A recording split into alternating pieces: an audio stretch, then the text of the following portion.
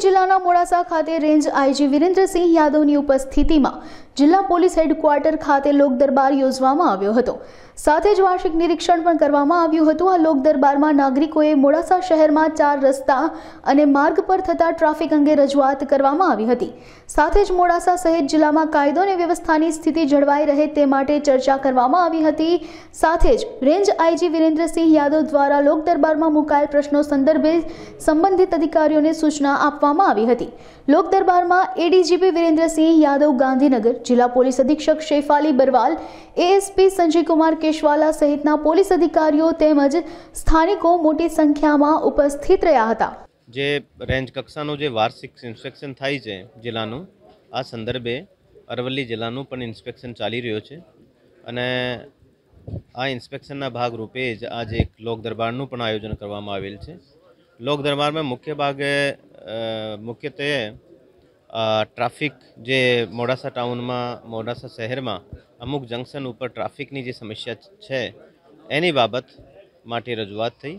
અમુક જે નાના ટાઉન છે, ટીટોઈ, મેઘરજ જેવા અને બાયડ એવા ટાઉનમાં પણ જે ટ્રાફિક છે મોટાભાગે એની રજૂઆત હતી। એની અલાવા જો અમુક કોઈ જગ્યાએ ચોકીની જરૂરિયાત છે, કોઈ જગ્યાએ પોલીસનું મોમેન્ટ પેટ્રોલિંગ વધારવામાં આવે, આ બાબતની પણ રજૂઆત થઈ। તો ગઈબારનો જે લોક દરબાર હતો એમાં પણ અમુક બાબતો જે કે ટ્રાફિકની સમસ્યા છે, તો ટ્રાફિકની સમસ્યા તો આજે એક જંકશન ઉપર છે, પછી જ્યારે ડેવલપમેન્ટ થાય ત્યારે બીજા જંકશન ઉપર પણ આવી જાય છે। તો આ વખતે ટીઆરબી સાથે પોલીસના જે સંખ્યા છે એ પણ વધારવામાં આવે અને ટ્રાફિક સિગ્નલ્સ લગાડવા માટેની પણ પ્રક્રિયા એસપીસીના સંકલનમાં અને નગરપાલિકાના સંકલનમાં ચાલી રહેલ છે।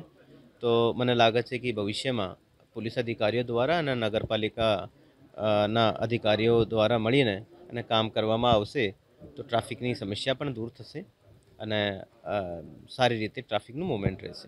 એમાં એ હાલ જોવામાં આવશે કે આનો પગાર થયો છે કે નથી થયો, પરંતુ પગાર સમયસર થાય છે।